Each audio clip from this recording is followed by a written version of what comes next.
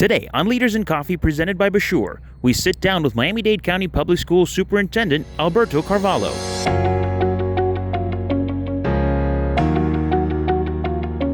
Superintendent, welcome to Leaders in Coffee presented by Bashure. Thank you for joining us. I appreciate the invitation. Let's go. This place. All right, great. Let's select the pastry. Of course. No, I'm a purist, so I'm going to go with the plain croissant, even though the Kugaman is pretty good. Actually, they're all fantastic. They're all fantastic. You know, the decision here is how many calories are you willing to sacrifice. Superintendent, thank you so very much for joining us once again for Leaders in Coffee presented by Bashure. You've now been superintendent for 11 years and you've been serving this school district for many years. Where does your passion for serving our education community come from? My passion actually comes from two different origins. Number one, my own history. I grew up in a very poor environment, 6 kids. My parents had no more than a third grade education. I was the very first one out of 6 to graduate high school. And I knew that in my own country, considering the fact that my parents possessed neither influence or resources, I would not be able to go to college. So I immigrated to this country, and long story short, I'm now superintendent because of education. I want to realize that same dream for countless young people in our community, many of whom have traveled the same journey I have. The second one is because I really believe deeply in the interconnected nature between democracy and public education.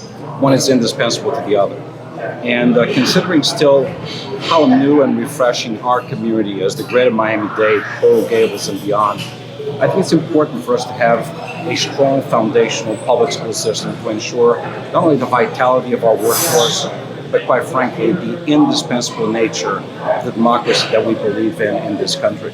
And speaking of workforce, Miami-Dade County recently passed a referendum raising teacher salaries. Are we where we need to be? We're not where we need to be. We're closer to where we need to be. We were able to, via the referendum 362, to increase teacher salaries significantly, anywhere between 23 and about 24%, catapulting the average teacher salary from below national average to above national average. But look, Miami-Dade, as a community, as a county, is an expensive place to live in and work in. If we are to recruit, retain, incentivize teachers to teach our young people, we need to pay them adequately. The cost of living in Miami-Dade is about 8% higher than the state average. We need to keep up not only with surrounding counties, but other major urban centers across the country that recruit the talent that could be teachers in our community. So even though we passed this referendum, we're going to continue to work with our state legislators to ensure that Miami-Dade's teachers get their fair share of revenue to ensure a fair and adequate salary. That, by the way, is parallel to the results they're producing. Look, this is the 3rd year in a row where there are 0 F-rated schools in Miami-Dade. And congratulations on that. Thank you very much. 2nd year in a row where we are an A-rated district. To protect that type of performance, we ought to compensate adequately those who are the driving force of those results.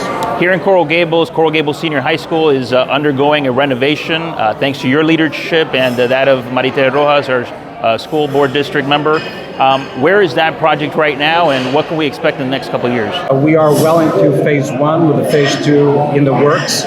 That's a project valued in excess of $30 million, which, by the way, is far more than what's initially promised under the bond. And we're very happy that we're doing that. Look, Coral Gables is one of the most iconic historic schools, high schools in our community. It deserved that investment. And I made a commitment recently to the mayor, to our board member, and a number of other stakeholders in the community that we're going to work very hard to actually add additional revenues to the continued replacement and renovation of Gables Senior High School. But that's just a small drop in the bigger bucket of investment of construction, renovation, and technology revenues that have been embedded into Coral Gables over the past 6-7 years. In essence, we've made a commitment in excess of $45 million to this city, to this community. We're going to continue to do more because this is a community that believes in public education, makes its fair contribution in terms of taxation. It deserves naturally a reinvestment of resources into its infrastructure. School bells, bell times are being reconsidered. There's a very large movement within the community to give their opinion.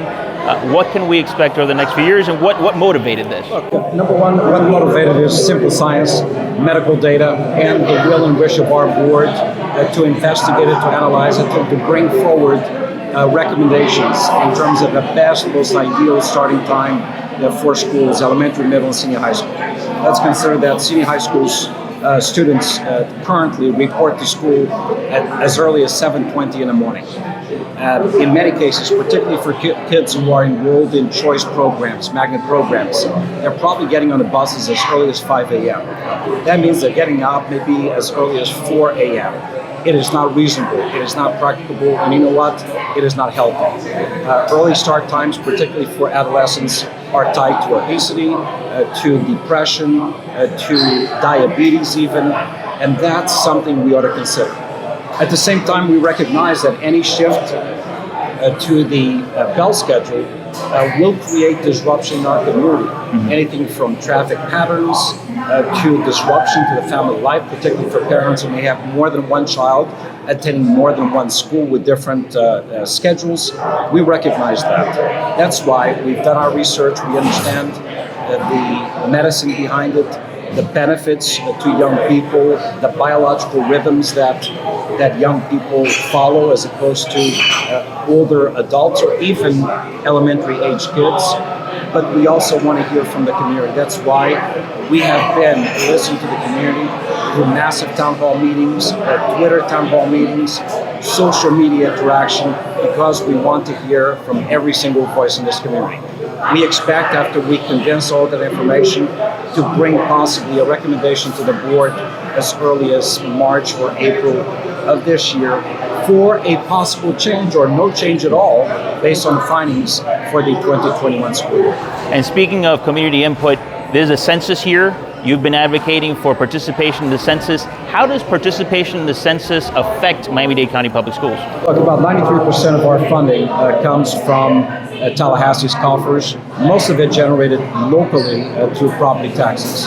But about 7% of the funding comes from the federal government. Even though it seems like a small amount, for a district of our size, that amounts to an excess of $300 million. Why do I mention that?